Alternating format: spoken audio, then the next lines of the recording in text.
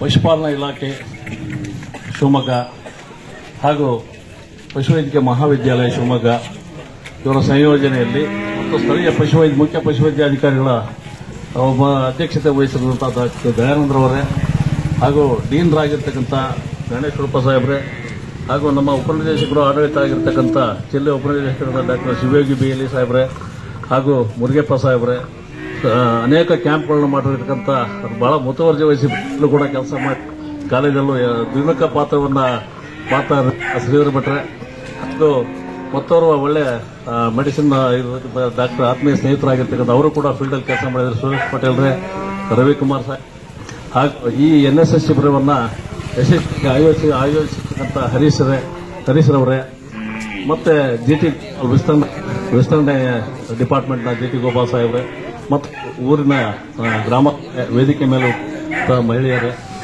ಎಲ್ಲ ಈ ಗ್ರಾಮದ ರೈತ ಬಾಂಧವರೇ ಮತ್ತು ಈ ಒಂದು ಕಾರ್ಯಕ್ರಮಕ್ಕೆ ಮೆರುಗು ತಂದಿರತಕ್ಕಂಥ NSS ಶಿಬಿರಕ್ಕೆ ಬಂದು ಇಲ್ಲೇ ಮೆರುಗು ತಂದಿರತಕ್ಕಂಥ ಏನು ವಿದ್ಯಾರ್ಥಿಗಳು, ಶಿಬಿರಾರ್ಥಿಗಳು ಮತ್ತೆ ಥರ್ಡ್ ಇಯರ್ ಫೈನಲ್ ಇಯರ್ನವರು ಇದ್ದಾರೆ, ಮತ್ತೆ ಇಂಟರ್ನ್ಶಿಪ್ನವರು ಕೂಡ ಬೆಂಗಳೂರಿಂದ ಒಂದು 5-6 ಜನ ಸ್ಟೂಡೆಂಟ್ಸ್ ಕೂಡ ಬಂದಿದೆ. ಈ ಒಂದು ಕಾಚನಕೊಪ್ಪ ಬಹುಶಃ ನೀವು ಹೆಸರು ಕೇಳಿರಲ್ಲ, ಇಲಾಖೆನಲ್ಲಿ ಈಗ ನಾವು ಶಿವಮೊಗ್ಗದಲ್ಲಿ ಬಹಳ ವರ್ಷ 30 ವರ್ಷ ಕೆಲಸ ಮಾಡಿದ್ದೀವಿ. ಕಾಚನಕೊಪ್ಪಕ್ಕೆ 3 ಬಾರಿ ನಾವು ಬಂದಿದ್ದೀವಿ, ಕ್ಯಾಂಪ್ ಮಾಡಿದ್ದೀವಿ. ಅನ್ನಿಸ್ಬೋದು ಕಾಚನಕೊಪ್ಪಕ್ಕೆ ನಾವು ಇತ್ತೀಚೆಗೆ ಒಂದು ಕ್ಯಾಂಪ್ ಮಾಡಿದ್ದೀವಿ, ಮತ್ತೆ ಇಲ್ಲಿ ಯಾಕೆ ಮಾಡ್ತಾ ಇದೀವಿ ಅಂತ. ಯಾವುದೇ ಒಂದು ಗ್ರಾಮದಲ್ಲಿ ಎಲ್ಲಾ ಗ್ರಾಮಗಳಲ್ಲೂ ನಿಮಗೆ ಸಹಕಾರ ಸಿಗಲ್ಲ. ಜನಗಳು ಸಹಕಾರ ಮಾಡಬೇಕು ಅಂತಂದ್ರೆ ಇಂಥ ಗ್ರಾಮಗಳನ್ನ ಸಹಕಾರ ಎಲ್ಲಿ ಮಾಡ್ತಾರೆ, ಎಲ್ಲಿ ನಾಯಕರಿದ್ದಾರೆ, ಎಲ್ಲಿ ಸವಲತ್ತುಗಳ ಬಗ್ಗೆ ಅರಿವು ಇರುತ್ತೆ ಅಂತ ನಾವು ಕಾರ್ಯಕ್ರಮ ಮಾಡ್ತೀವಿ. ಯಾಕಂದ್ರೆ ಜನರಿಂದ ಸ್ಪಂದನೆ ಬೇಕು. ಇದೊಂದು ಸಣ್ಣ ಗ್ರಾಮ ಕಾಚಿಕೊಪ್ಪ, ಗಾಯನೂರು ಭಾಗದಲ್ಲಿ ಬರುತ್ತೆ, ಶಿವಮೊಗ್ಗ ತಾಲೂಕು. ಇಲ್ಲಿ ರೈತರು ಎಲ್ಲ ಸ್ವಲ್ಪ ಏನೇ ಕಾರ್ಯಕ್ರಮಗಳಾದರೂ ಅವರು ಟ್ಯೂನ್ ಆಗಿದ್ದಾರೆ. ಇಲ್ಲಿ ಕಾರ್ಯಕ್ರಮಕ್ಕೆ ಸಂಪೂರ್ಣ ಸಹಕಾರ ಮಾಡ್ತಾರೆ. ನಿಮ್ಗಾಗಲೇ ಅರಿವಿಗೆ ಬಂದಿದೆ.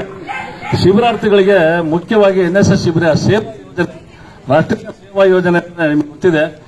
ಹಳ್ಳಿಗಳಿಗೆ ಬಂದು ಗ್ರಾಮದಲ್ಲಿ ಅಲ್ಲೇ ಉಳಿದುಕೊಂಡು ರೈತರ ಒಂದು ಅವರ ಜೀವನ ಪದ್ಧತಿ ಆಗಿದೆ, ಅವ್ರ ಜೊತೆ ಒಡನಾಡಿ, ಅವರ ಹೈನುಗಾರಿಕೆ ಪಶುಪಾಲನೆಗೆ ಸಂಬಂಧಪಟ್ಟಂತೆ ಅವ್ರ ಜೊತೆ ಒಡನಾಡಿ ಎಲ್ಲಾ ವಿಷಯಗಳಲ್ಲಿ ಬೆರೆತು ಜೀವನ ಮಾಡ್ತಕ್ಕಂಥದ್ದನ್ನ ನೀವು ಕಲಿಬೇಕು. ಅದು ಎಕ್ಸ್ಪೋಜರ್ ಮಾಡ್ತಾ ಇರೋದು ಇದೊಂದು ಒಳ್ಳೆ ಕಾರ್ಯಕ್ರಮ. NSS ಶಿಬಿರಗಳನ್ನ ಎಲ್ಲಾ ಕಾಲೇಜುಗಳಲ್ಲೂ ಕೂಡ ಮಾಡ್ತಾರೆ, ಜನರಲ್ ಡಿಗ್ರಿ ಕಾಲೇಜುಗಳಲ್ಲೂ ಮಾಡ್ತಾರೆ. ಕ್ಯಾಂಪ್ಗಳು ಮಾಡಿದಾಗ ನಮಗೆ ಹೆಚ್ಚುವರಿ ಬಜೆಟ್ ಏನು ಇರುವುದಿಲ್ಲ. ಸಾಕಿದ್ರು ನಮ್ಮ ಅವರು, ನೋಡಿ ಡಾಕ್ಟ್ರೆ ಏನೇನು ನಿಮ್ಮಲ್ಲಿ ಮೆಡಿಸಿನ್ಸ್ ಇದೆ ಸ್ವಲ್ಪ ಕೊಡಿ, ಸಹಕಾರ ಮಾಡಿ. ಆಯ್ತು, ನಮ್ಮಲ್ಲಿ ಹೆಚ್ಚುವರಿ ಕ್ಯಾಂಪ್ಗೆ NSS ಶಿಬಿರಗಳಿಗೆ ಇರಲ್ಲ, ನಮ್ಮ ರೆಗ್ಯುಲರ್ ಟಾರ್ಗೆಟ್ ಇರುತ್ತೆ. ಆದ್ರೂ ಕೂಡ ಇದು ಒಂದು ಉತ್ತಮವಾದ ಕಾರ್ಯಕ್ರಮ ಅಂತ ನಮ್ಮಲ್ಲಿ ಇರ್ತಕ್ಕಂಥ ಮೆಡಿಸಿನ್ಸ್ ಎಲ್ಲ ನಾವು 7 ಗಂಟೆಗೆ ಬಂದು ಮತ್ತೆಲ್ಲ ಕೊಟ್ಟು ಬಂದಿದ್ದೀವಿ. ಸೊ ಇದೊಂದು ಸದುಪಯೋಗ ಆಗಬೇಕು ಈ ಕ್ಯಾಂಪು, ಮತ್ತೆ ನೀವು ಎಕ್ಸ್ಪೋಸ್ ಆಗಬೇಕು ಎಲ್ಲದಕ್ಕಿಂತ ಮುಖ್ಯವಾಗಿ. ಯಾಕಂದ್ರೆ 50-60 ಜನ ಬಂದ್ರೆ ನೀವು ಸರಿಯಾಗಿ ಎಕ್ಸ್ಪೋಸ್ ಆಗಕ್ಕಾಗಲ್ಲ. ಈಗ ಇಂಟರ್ನ್ಶಿಪ್ನಾಗೆ ಹೋದಾಗ ಸ್ವಲ್ಪ ಎಕ್ಸ್ಪೋಸ್ ಆಗ್ಬೋದು. ನಾವೆಲ್ಲ ಬೆಂಗಳೂರಲ್ಲಿ ಒಂದು ಕಾಲೇಜ್, ಬೀದರಲ್ಲಿ ಬೆಂಗಳೂರಲ್ಲಿ ಅಡ್ಮಿಷನ್ ಆಗೋದು. ನಾವು ಜಾಯಿನ್ ಆದಾಗ ಕಾಲೇಜಲ್ಲಿ 120-128 ಜನ ಅಡ್ಮಿಷನ್ ಬೆಂಗಳೂರಲ್ಲಿ ಮಾಡ್ಕೊಂಡು ಬೀದರ್ಗೆ ಒಂದು 28 ಜನ ಕಳಿಸೋರು. ಈಗೇನಾಗಿದೆ, ಈಗ ಯೂನಿವರ್ಸಿಟಿ ಆಗಿದೆ, ಕಾಲೇಜುಗಳು ಹೆಚ್ಚಾಗಿದೆ, ಪೈಪೋಟಿ ಹೆಚ್ಚಾಗಿದೆ, ನಿಮಗೆ ಕಾಂಪಿಟೇಷನ್ ಇದೆ. ಮುಗಿದ ತಕ್ಷಣ ಕೆಲಸ ಸಿಗಲ್ಲ. ಹಿಂದೆ ನಾವೆಲ್ಲ ಮುಗಿದ ತಕ್ಷಣ ಕೆಲಸ ಸಿಗ್ತಾ ಇತ್ತು.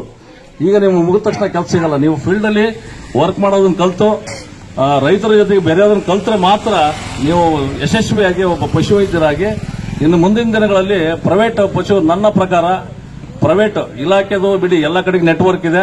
ಕ್ರಮೇಣ ಇಲ್ಲಿ ಸಿಬ್ಬಂದಿಗಳ ಕೊರತೆ ಇದೆ, ಹಾಸ್ಪಿಟಲ್ಗಳಲ್ಲಿ ಡಾಕ್ಟರ್ಗಳು ಇರೋದಿಲ್ಲ, ರೆಕ್ರೂಟ್ಮೆಂಟ್ ಆಗಲ್ಲ, ಬಹಳಷ್ಟು ಸಮಸ್ಯೆಗಳಿದೆ. ಅದು ಕಾಲೇಜಲ್ಲೂ ಇದೆ, ಎಲ್ಲ ಕಡೆಗಿದೆ. ಏನಂದ್ರೆ ನಿಮಗೆ ಮುಂದಿನ ದಿನಗಳಲ್ಲಿ ಪ್ರೈವೇಟ್ ಆಗಿ ಎಂಟರ್ಪ್ರಿನರ್ಶಿಪ್ ತಗೊಂಡು ಹಳ್ಳಿಗಳಲ್ಲಿ, ಗ್ರಾಮಗಳಲ್ಲಿ, ಗ್ರಾಮ ಮಟ್ಟದಲ್ಲಿ ನೀವು ಒಂದು ಕೇಂದ್ರ ಸ್ಥಾನ ಹೋಬಳಿ ಹೆಡ್ ಕ್ವಾರ್ಟರ್ಗಳಲ್ಲಿ ಪಶು ಆಸ್ಪತ್ರೆಗಳನ್ನ ಸರ್ಕಾರ ಒಂದು ಯೋಜನೆ ತರುತ್ತೆ ಅನ್ನೋ ಒಂದು ಮನಸ್ಸಲ್ಲಿದೆ.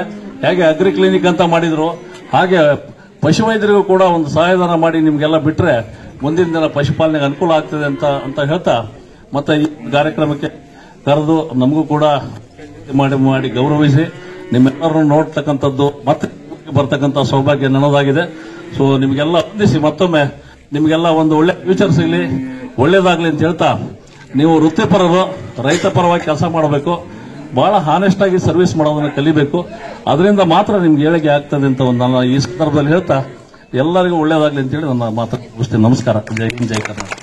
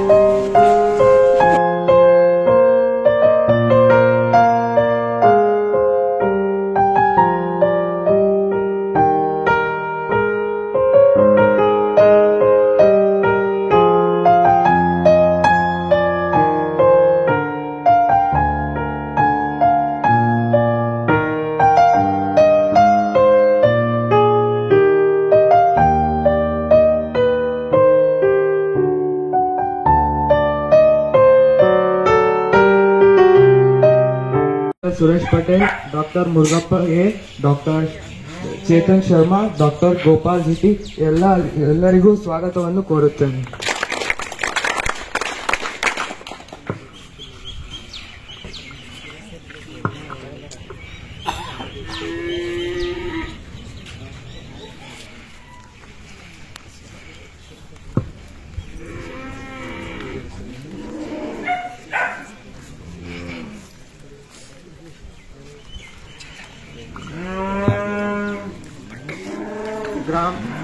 ಗ್ರಾಮದ ಮುಖಂಡರಾದ ಮಹೇಶ್ವರಪ್ಪ ಇವರಿಗೂ ಸಹ ಸ್ವಾಗತವನ್ನು ಕೋರುತ್ತೇನೆ.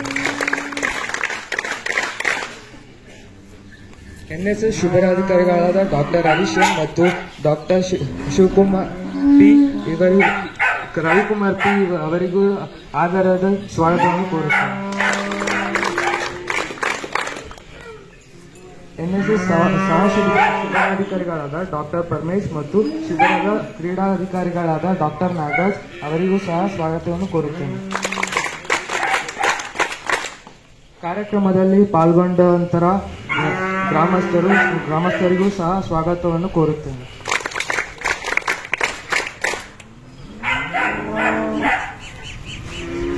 ಕಾರ್ಯಕ್ರಮಕ್ಕೆ ಸಹಕರಿಸಿದ ಎಲ್ಲ ಎನ್ಎಸ್ಎಸ್ ಸ್ವಯಂ ಸೇವಕರಿಗೂ ಸ್ವಾಗತವನ್ನು ಕೋರುತ್ತೇನೆ.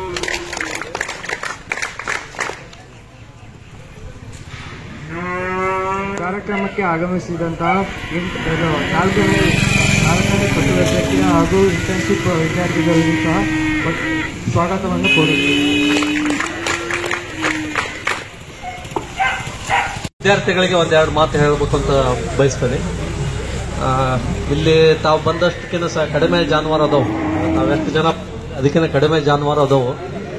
ಯಾಕಂದ್ರೆ ಬರೀ ಜಾನುವಾರು ಶಿಬಿರಕ್ಕಾಗೆ ಬಂದಿಲ್ಲ ನೀವು. ಎನ್ಎಸ್ಎಸ್ ಶಿಬಿರ ಇದೆ, ಬೇರೆ ಬೇರೆ ಕಾರ್ಯಕ್ರಮ ಮಾಡ್ತಾ ಇದ್ದಾರೆ. ನೆನಪುಳಿಯಂಗೆ ಈ ಕಾಚಿಕೊಪ್ಪ ಗ್ರಾಮಕ್ಕೆ ಏನಾದ್ರು ನೆನಪುಳಿಯಂಗೆ ಕಾರ್ಯಕ್ರಮಗಳನ್ನು ಮಾಡ್ರಿ ಅಂತ ಮೊದಲೇದಾಗಿ ಹೇಳ್ತೇನೆ. ಎರಡನೇದು, ನಿಮಗೆ ಇದೊಂದು ಅಪಾರ್ಚುನಿಟಿ ನಿಮಗೆ. ಇಲ್ಲಿ ಹಿರಿಯ ವೈದ್ಯರು ಇರ್ತಾರ, ಪ್ಲಸ್ ಗ್ರಾಮಸ್ಥರು ಇರ್ತಾರ. ನೀವೇನೋ ಸಣ್ಣ ಪುಟ್ಟ ತಪ್ಪಾದರೂ ಅದನ್ನ ಇಮಿಡಿಯೇಟ್ ಆಗಿ ಕರೆಕ್ಷನ್ ಮಾಡಿಕೊಂಡು ನಿಮ್ಗೆ ಇದನ್ನ ಮಾಡ್ಕೊಳಕ್ಕೆ ಅನುಕೂಲ ಆಗ್ತದೆ. ಅದಕ್ಕಾಗಿ ಮ್ಯಾಕ್ಸಿಮಮ್ ಆಗಿ ನೀವು ಇನ್ವಾಲ್ವ್ ಆಗಬೇಕು. ಇಲ್ಲಿ ಯಾರು ಇಂಡಿವಿಜುವಲ್ ಆಗಿ ಹೆಸರು ಕರೆದು ನಿಮ್ನ ಇನ್ವಾಲ್ವ್ ಮಾಡ್ಕೊಂಡು ಕೆಲಸ ಕೊಡಲ್ಲ. ನೀವೇ ಮುಂದುವರೆದು ಏನು ಕಾರ್ಯಕ್ರಮ ಮಾಡ್ತಾ ಇರ್ತಾರೆ ಅದ್ರಾಗೆಲ್ಲ ಭಾಗಿಯಾಗಿ ಅಲ್ಲಿ ಕೆಲಸ ಮಾಡಿದ್ರಷ್ಟೇ ಮುಂದೆ ಗೊತ್ತಾಗ್ತದೆ. ಯಾಕಂದ್ರೆ ಈಗಾಗಲೇ ಫೈನಲ್ ಇಯರ್ನರ್ ಇದ್ದೀರಾ, ಕೆಲವು ಜನ ಹೌಸ್ ಸರ್ಜನ್ಶಿಪ್ನಲ್ಲಿ ಇದ್ದೀರಾ ಅಂತ ಹೇಳ್ತೀರಾ, ಕೆಲವು ಜನ 4th ಇಯರ್ನರ್ ಇದ್ದೀರಾ. ಇನ್ನ 1 or 2 yearsಗೆ ನಿಮಗೆ ಇಂಡಿಪೆಂಡೆಂಟ್ ಆಗಿ ಒಂದು ಆಸ್ಪತ್ರೆ, ಒಂದು ಹಳ್ಳಿ ಅದನ್ನ ನೋಡ್ಕೊಳಕ್ ಕೊಡ್ತಾ ಇದೆ ಸರ್ಕಾರ. ಅದು ಕೊಟ್ಟಾಗ ಈ ಎಲ್ಲ ಅನುಭವಗಳು ಅದಕ್ಕೆ ಉಪಯೋಗ ಆಗ್ತವೆ. ಮ್ಯಾಕ್ಸಿಮಮ್ ಆಗಿ ಇನ್ವಾಲ್ವ್ ಆಗಿ ಕೆಲಸ ಮಾಡಿ ರೈತರೊಂದಿಗೆ ನೀವು ಬೆರ್ತ್ ಕೆಲಸ ಮಾಡಿದ್ರಷ್ಟೇ ರೈತರದ್ದು ಏನು ಸಮಸ್ಯೆ ಇದೆ, ಅವ್ರಿಗೆ ಏನು ಸಮಸ್ಯೆಗೆ ನಾವು ಏನು ಪರಿಹಾರ ಕಂಡುಹಿಡ್ಕೋಬಹುದು ಅನ್ನೋದು ಗೊತ್ತಾಗ್ತದೆ. ಹೊರತಾಗಿ ನೀವು ಏನು ಹೈಫೈ ಆಗಿ ದೂರದಿಂದ ನಿಂತು ನೋಡಿ ಜಾನುವಾರು ಹತ್ರ ಹೋಗದಂಗೆ ಹಂಗೆ ಸುಮ್ಮನೆ ನಿಂತು ನೋಡಿದ್ರೆ ಯಾವುದೂ ನಿಮಗೆ ಅನುಭವನೂ ಬರಲ್ಲ ಮತ್ತು ರೈತರ ಸಮಸ್ಯೆನೂ ಬಗೆಹರಿಯಲ್ಲ. ಆದ್ರಿಂದ ಪೂರ್ತಿ ಇನ್ವಾಲ್ವ್ ಆಗಿ ಇದನ್ನ ಏನು ನಮ್ಮ ಪಶುವೈದ್ಯಕೀಯ ಕಾಲೇಜಿನಿಂದ ನಿಮ್ಮ ಎನ್ಎಸ್ಎಸ್ ಏನು ಪ್ರೋಗ್ರಾಮ್ ಆರ್ಗನೈಸರ್ ಮಾಡಿದಾರ ಅವ್ರಿಗೆಲ್ಲ ಒಳ್ಳೆ ಕೀರ್ತಿ ಬರುವಂತೆ ಕೆಲಸ ಮಾಡಿ ಅಂತ ಹೇಳ್ತಾ ಮಾತು ಮುಗಿಸ್ತೀನಿ.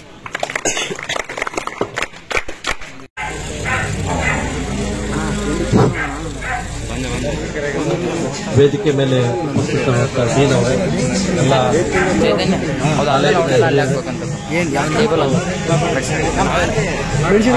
ಗ್ರಾಮದ ಮುಖಂಡರೇ ಮತ್ತು ಊರ ನಾಗರಿಕರೇ, ಆಗಿ ಬಂದಿರುವ ನಮ್ಮ ಶಿವಮೊಗ್ಗದ ಪಶುವೈದ್ಯಕೀಯ ಇಲಾಖೆಯ ಉಪನಿರ್ದೇಶಕರಾದ ಡಾಕ್ಟರ್ ಶಿವಯೋಗಿ ಅಲಿಯವರಿಗೂ ಮತ್ತು ಅಧಿಕಾರಿಗಳಾದ ಡಾಕ್ಟರ್ ನಟರಾಜ್ ಅವರಿಗೂ ಮತ್ತು ನನ್ನ ಸಹೋದ್ಯೋಗಿ ಎಲ್ಲ ಸಮಸ್ತ ಸಿಬ್ಬಂದಿಗಳಿಗೆ ಮತ್ತು ನನ್ನ ನೆಚ್ಚಿನ ವಿದ್ಯಾರ್ಥಿಗಳಿಗೆ ನಮನ ಸಲ್ಲಿಸುತ್ತಾ, ಇವತ್ತು ಈ ಭಾಗದಲ್ಲಿ ಈ ಊರಿನಲ್ಲಿ ಏನು ತಪಾಸಣೆ ಹಮ್ಮಿಕೊಂಡಿದ್ದೇವೆ.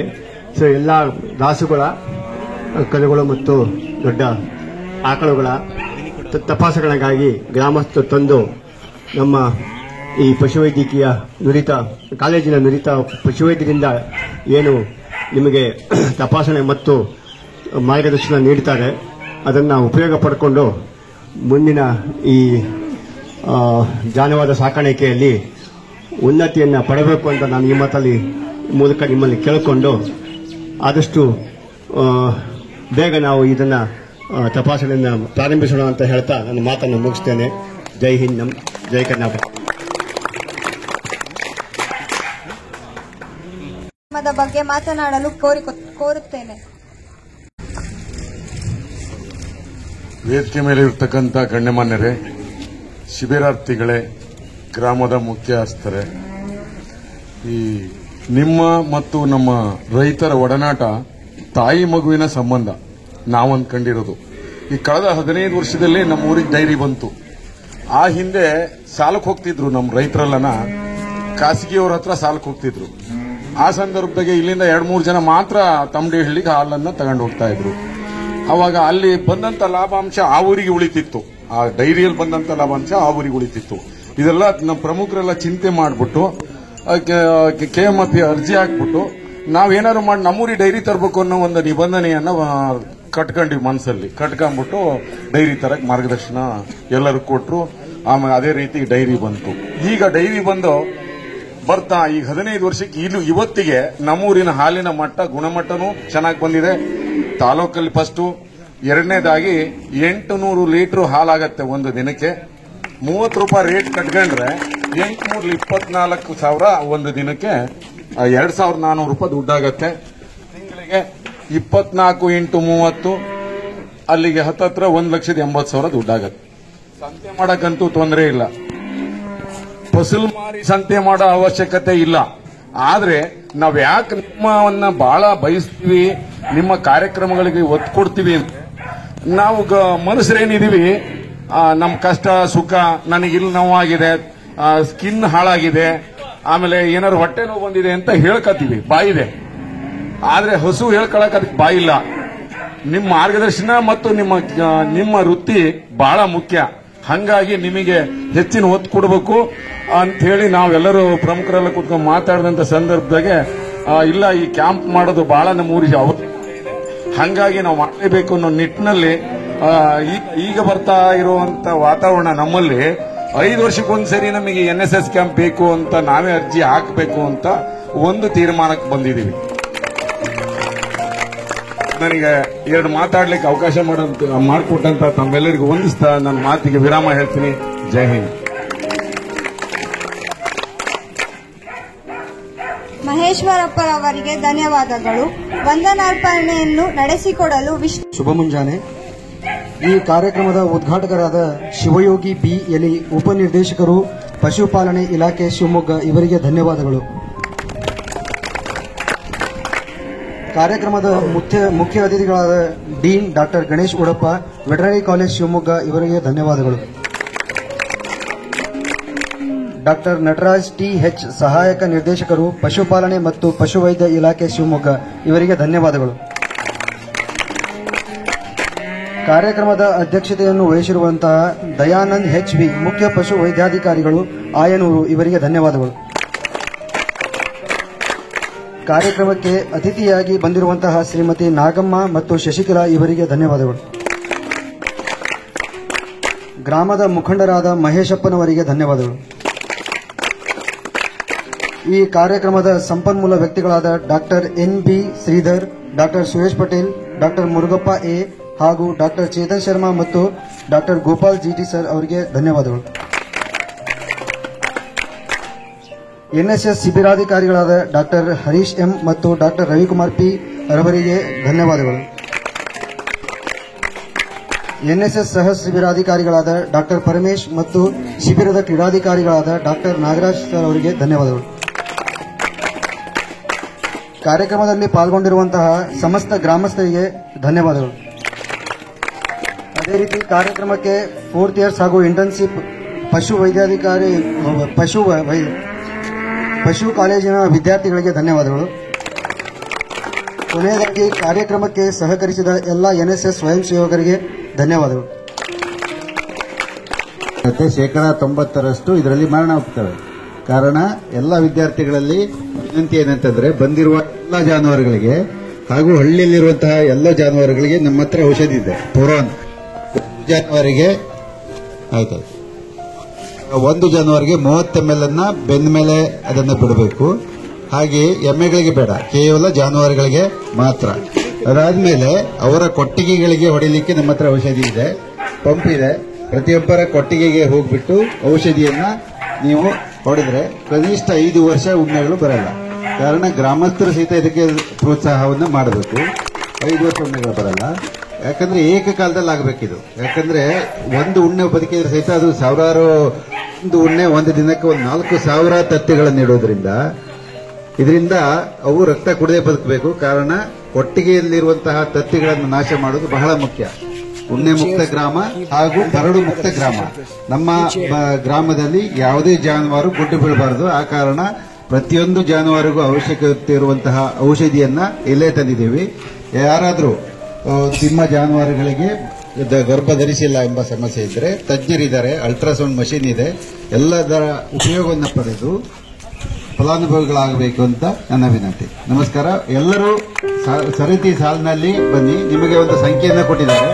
ಒಬ್ಬರಾದಕೊಳ್ಳೊಬ್ಬರು ಬನ್ನಿ, ಸಾವಧಾನದಿಂದ ಬನ್ನಿ. ಯಾವುದೋ ಒಂದು ಅರ್ಜೆಂಟ್ ನಿಧಾನಕ್ಕೆ ಬನ್ನಿ. ನಮಸ್ಕಾರ.